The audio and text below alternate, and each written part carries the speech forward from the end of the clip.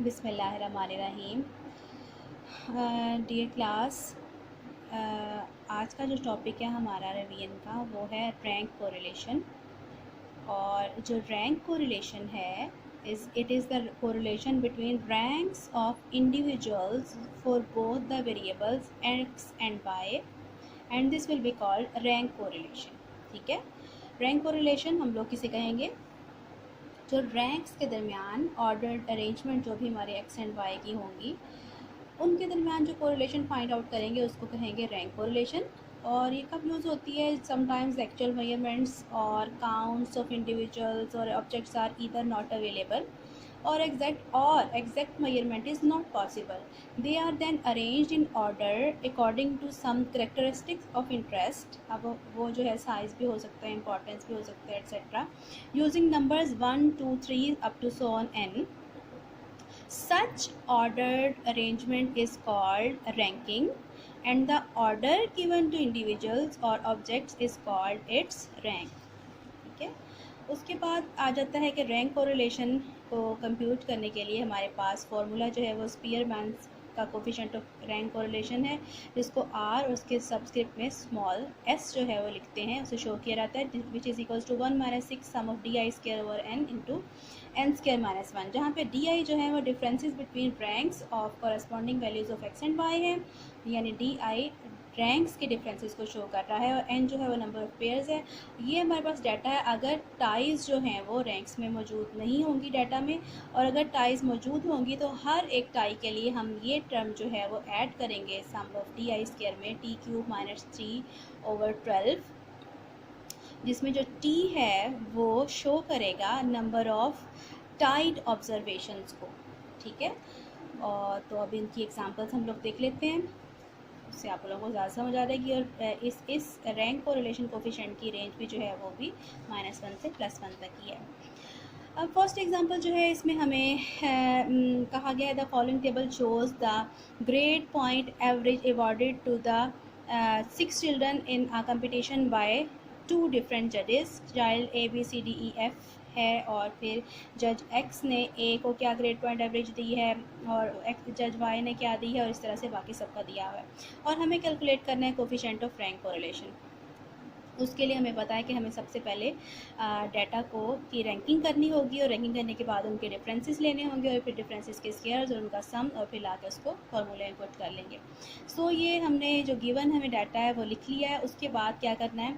उसके बाद हम लोगों ने एक्स की वैल्यूज़ और वाई की वैल्यूज़ को रैंकिंग्स देनी है। ठीक है, यानी उनको ऑर्डर में अरेंज करना है।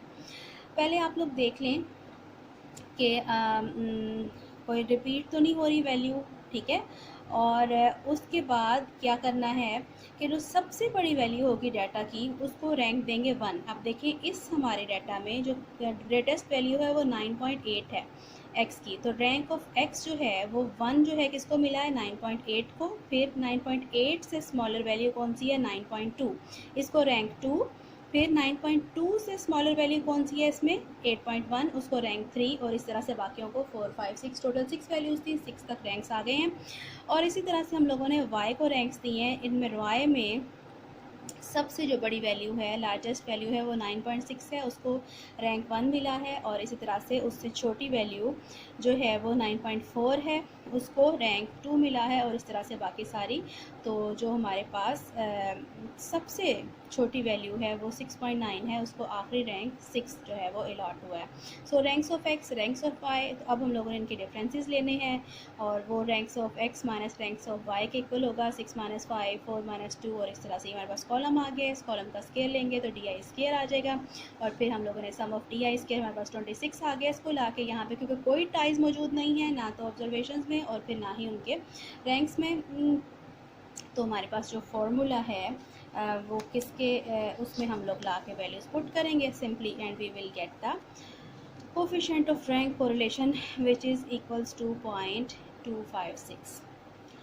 अब आ जाएं नेक्स्ट एग्जांपल पे, जो कि एक एग्जांपल है टाइड रैंक्स वाली। ठीक है, एक ऐसी एग्जांपल जिसमें रैंक्स जो हैं उनमें टाइज आएंगी। अब the following table shows the number of hours studied X by a random sample of 10 students and their grades in the examination Y. Calculate Spearman rank correlation coefficient, ये x की values हैं, उनके against ये Y की values हैं, ये हम लोगों ने लिख ली हैं। और उसके बाद हम लोगों को रैंक ऑफ एक्स चाहिए, रैंक ऑफ वाई चाहिए। अब यहाँ पे मैं आपको एक टिप्स दे रही हूँ कि अगर वैल्यूज़ ज़्यादा हों और आपको इस चीज़ का डर हो कि रैंकिंग में मुझसे गलती ना हो जाए, तो उसके लिए आप लोग ऐसा करें कि आप ये देखें, ऐसे करें कि x की वैल्यूज़ को अरेंज करके लिख लें। ये देखिए, ये मैंने क्या किया यहाँ पे x की वैल्यूज़ को, कि अब यहाँ पे तो सबसे पहले 8 लिखा हुआ है, फिर 5, फिर 11। इसकी बजाय मैंने सारे डाटा में से पहले टोटल काउंट किए हैं, 10 वैल्यूज़ हैं। सबसे छोटी वैल्यू 2 है, उसके बाद फिर 5 है, और इस तरह से बाकी फिर दोबारा 5, 2 दफ़ा 5, इनको अरेंज करके लिख लिया है फ्रॉम स्मॉलर टू ग्रेटर। ठीक है, ऐसे ही y की वैल्यूज़ ली हैं और उनको स्मॉलर टू ग्रेटर अरेंज करके लिख लिया है। ठीक है, उसके बाद अब इनको रैंक अलॉट कर लेते हैं, और वो रैंक अलॉट करने के बाद हम लाके क्या करेंगे, उनको यहाँ पे अपने पास इन कॉलम्स में लाके जस्ट पुट इन कर लेंगे आराम से, और फिर हमारा बाकी काम बिल्कुल आसानी से हो जाएगा। जो इम्पॉर्टेंट स्टेप है वो यहाँ से है हमारे पास कि हम लोगों ने किस तरह से रैंक अब अलॉट करने। अब ये देखिए, ये अरेंजमेंट हो गई है। अरेंजमेंट करने के बाद जो ग्रेटेस्ट वैल्यू आई है वो आई है 18, इसको रैंक 1 मिला, फिर इसको 2, इसको 3, इसको 4, इसको 5। अब नेक्स्ट जो है वो 2 वैल्यूज़ हमारे पास 8 हैं, फिर नेक्स्ट 2 वैल्यूज़ हमारे पास 5 हैं, यानी कि यहाँ पे टाइज मौजूद हैं। अब जब टाइज मौजूद होंगी तो पहले तो आप ये करें कि आप सीधा ही लिखते जाएँ 4, 5, फर्स्ट इसको 6 आएगा रैंक, इसको 7, इसको 8, इसको 9, और आखिरी जो है वो 10 आ जाएगा। लेकिन हमें पता है कि जब दो वैल्यूज़ सेम होती हैं तो उनके रैंक्स भी सेम आते हैं। किस तरह से आते हैं, हम उनके जो रैंक्स उनके उन पे आने चाहिए थे, उनकी एवरेज आती है। जैसे हमारे पास छठी और 7वीं वैल्यू जो है, इनके ये टाई कर रही हैं तो इनके रैंक्स में भी टाइज हैं। तो 6 और 7 इनके रैंक्स नहीं होंगे, बल्कि 6 और 7 की जो एवरेज होगी वो दोनों वैल्यूज़ को रैंक मिलेगा, यानी 6 + 7 डिवाइड बाई 2 हमारे पास आ जाएगा 6.5। तो 8 को भी 6.5 मिलेगा, और इस 8 को भी 6.5 ही रैंक मिलेगा। सो 4, 5 के बाद नेक्स्ट रैंक दोनों वैल्यूज़ के लिए क्या आएंगे, 8 के लिए 6.5 एंड 6.5। नेक्स्ट दोनों 5 हैं और दोनों 5 के लिए 8 और 9 वैल्यूज़ थी ये। ठीक है, तो अब 8 और 9 दो वैल्यूज़ हैं, तो 8 + 9 डिवाइड बाई 2 हमारे पास एवरेज रैंक जो है वो क्या आ गया है, 8.5। सो इस 5 का रैंक भी 8.5 है और इस 5 का रैंक भी 8.5 है। 8 या 9 नहीं होगा, बल्कि दोनों को सेम रैंक्स मिलेंगे। आखिर पे हमारे पास 10 है, इनमें कोई टाइज नहीं है। इसी तरह से y की वैल्यूज़ में कोई टाइज नहीं है, उनमें बिल्कुल स्मूथ हमारे पास 1 से लेकर 10 तक रैंक्स आ गए हैं। हम लोगों ने उनको जस्ट अरेंज किया और फिर उनको 1 से 10 तक रैंक्स अलॉट कर दिए हैं।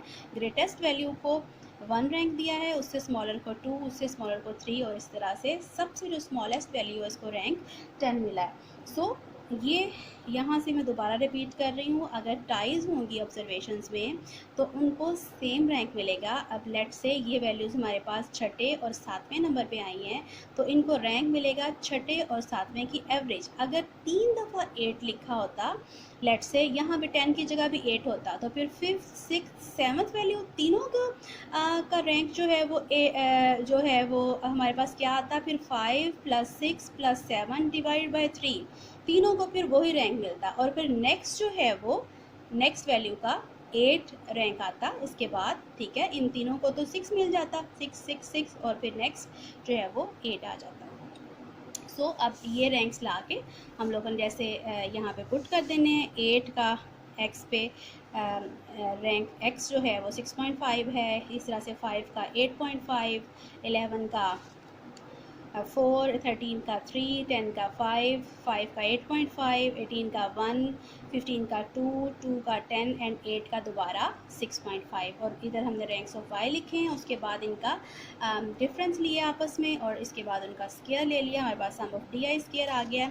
सो क्योंकि रैंक्स में टाइज मौजूद थी तो फॉर्मूले में सम ऑफ di स्क्वायर में थोड़ी सी मॉडिफिकेशन होगी।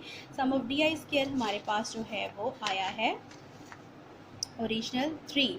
अब क्योंकि टाइज थी तो हर एक, कितनी टाइज है हमारे पास, 2 टाइज हैं। एक तो 8 की वैल्यूज़ में टाइज हैं और एक 5 की वैल्यूज़ में टाइज हैं। नंबर ऑफ़ टाइज हमारे पास टोटल जो हैं वो कितनी हैं, 2 हैं, एक तो 8 की वैल्यूज़ में और एक 5 की वैल्यूज़ में, ठीक है। सो 2 दफ़ा हम ये component T cube minus T over 12 add करेंगे, एक दफ़ा, 2 दफ़ा किस में ऐड करेंगे, सम ऑफ डी आई स्क्वायर में। अच्छा, अब टी जो है वो किसके इक्वल आएगा, टी है कि कितनी वैल्यूज़ में टाइज हैं, 8 भी 2 दफ़ा है इसलिए यहाँ पे टी 2 आ जाएगा, 2 क्यूब माइनस 2 ओवर 12, और 5 भी 2 दफ़ा ही आया है इसलिए यहाँ पे भी टी 2 दफ़ा आ जाएगा। एज्यूम कर लेते हैं अगर लेट से हमारे पास 8 होता 3 दफ़ा, ठीक है, 8 3 दफ़ा होता और 5 2 दफ़ा होता, तो टी जो है वो 8 का आता 3 और यहाँ क्या आ जाता 3 क्यूब माइनस 3 ओवर 12, जबकि 5 के लिए 2 क्यूब माइनस 2 ओवर 12 होता। इसी तरह से अगर 8 जो है वो 4 टाइम्स होता लेट से, तो फिर 4 क्यूब माइनस 4 ओवर 12 आना था, ठीक है।